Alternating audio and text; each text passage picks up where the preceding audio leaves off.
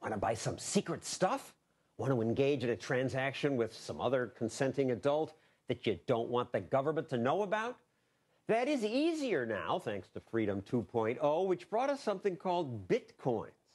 It's an online currency, one not controlled by any government or any single company even. Instead, it's run by many individuals who formed a computer network that keeps track of Bitcoin prices and how many coins you have. And it's almost completely anonymous. Now, why is that good, you might say? People will use it to buy illegal guns and drugs, and they do, actually, already. But Catherine Mangu-Ward of Reason Magazine says, on balance, that's a good thing. A good thing?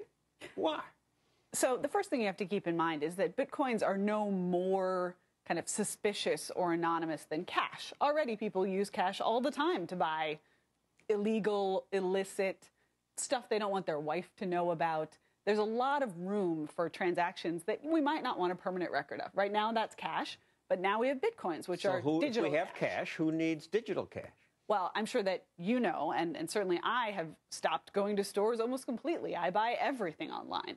And for some people, everything includes drugs or guns or whatever it is they want, and they'd like to be able to buy that online anonymously. And originally, PayPal was supposed to do this. This was the dream of PayPal, that it would be sort of a currency outside of governments. The weak point of PayPal is that there was a central place that could be shut down. You could go to the PayPal servers and say, we're going to clamp down on this. Bitcoin is different. It's stored on lots of different computers. It's a diffuse peer-to-peer technology. So there's no one place you can go and say, now the government knows what you're doing with Bitcoins, whereas you could with PayPal. And when it came to terrorism, money laundering, drugs, it turned out to be easy to shut that down.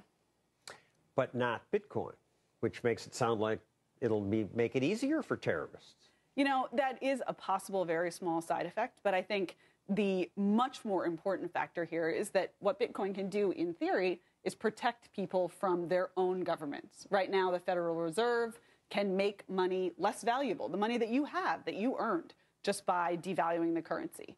In theory, what Bitcoin does is take that power away from the governments and give it to individuals. You can put your money wherever you want. That technically is illegal, too, because you're not allowed to have, for stupid reasons, alternative currencies in America. It seems like a basic part of freedom, and Bitcoin allows that. But here's the part that creeps people out. There's this Silk Road website where people spend their Bitcoins, and they sell all kinds of nasty stuff. Heroin, cocaine. So Silk Road is just like any other online retailer. They have user reviews, so you can know who's ripping you off with bad weed and who's selling you good weed. The fact is that anything that kind of normalizes even black markets, I think, is ultimately a force for good. It means that people don't get dangerous products as often. They don't get ripped off. There is still a vulnerability, which is that if you buy a bunch of weed, they got to send it somewhere, right? It has to go to your house. You have to have an address. Right.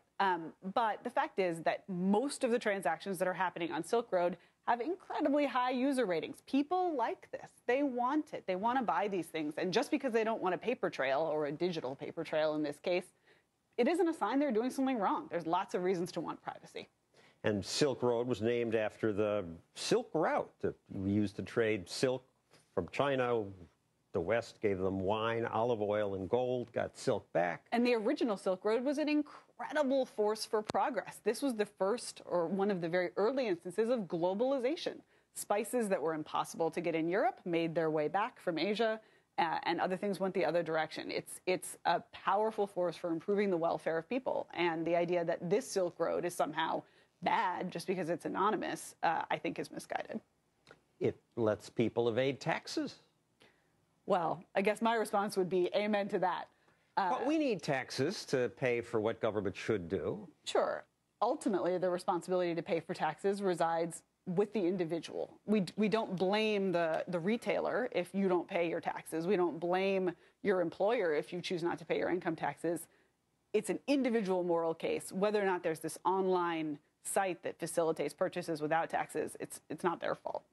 And Bitcoins are used not just to buy drugs. People use them to buy porn.